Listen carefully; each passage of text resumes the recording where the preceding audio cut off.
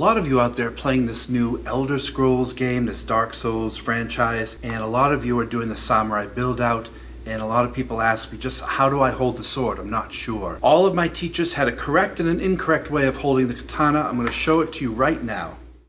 All of my teachers told me the same thing. Hold a sword very, very relaxed and diagonal in your palm. What you don't want to see is people holding a sword this way like a baseball bat.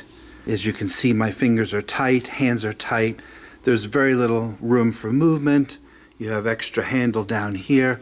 This is what I see often in movies when people don't know what they're doing. And maybe that comes from our American baseball bat holding. The proper way to hold a sword, if it's here, is to allow it to relax and go diagonally across the palms here.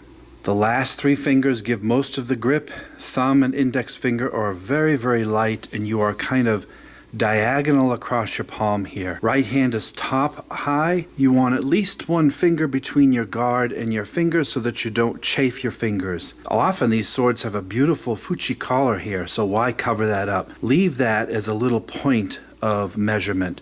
You do not want your hand way up here.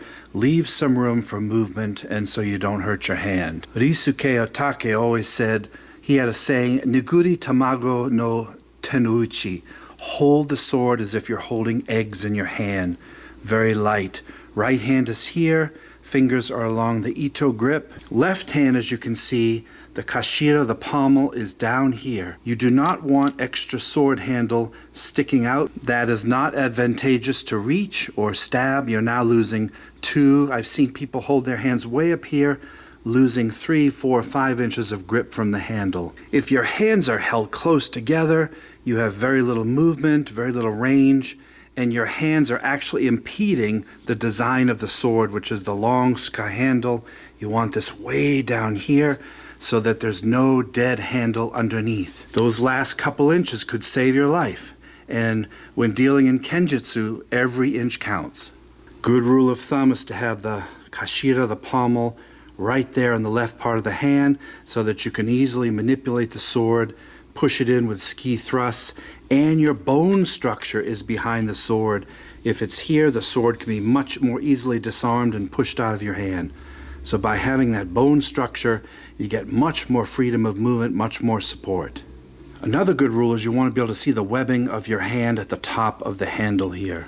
Very relaxed in the hand, not able to be disarmed easily, but now I have complete freedom of movement and I can push and move the sword as I need to.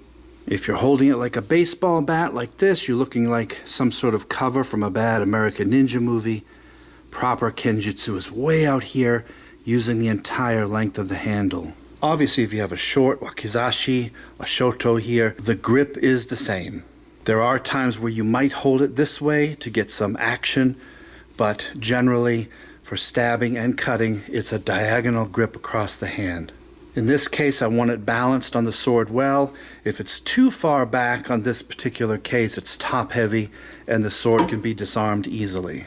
Right in the middle is that sweet spot, and sometimes the manuki kind of complement where that should be. Incorrect grip, correct grip. As you can see, correct grip here. So for those of you playing Elden Ring, maybe you have a samurai build out. I've been getting questions lately. Kashira pommel there, grip lightly, most of the last 3 fingers, diagonal, lots of space in between, a little bit of space here, relaxed in the hand like holding 2 eggs, able to have total and free movement to slash and thrust.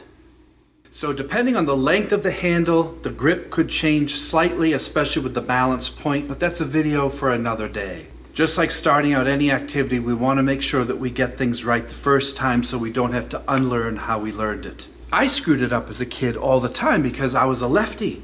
So those of you who are left-handed, you want your dominant hand in the top. That's what I did for years. And my teacher said, no left hand in Japan, right hand in Japan only. So now I had to relearn, unlearn all that I learned and start fresh with a right hand dominant. But it was better because it made me ambidextrous with the sword, left or right. There were techniques that were used left-handed to confuse the opponent, but 99% of the time it's right hand over left dominant. I hope you're enjoying your samurai build out in these Elden Ring games. Samurai is a very popular character and I enjoy seeing it in the pop culture wherever it can be. Thanks for watching, everybody. We'll see you next time. Train well.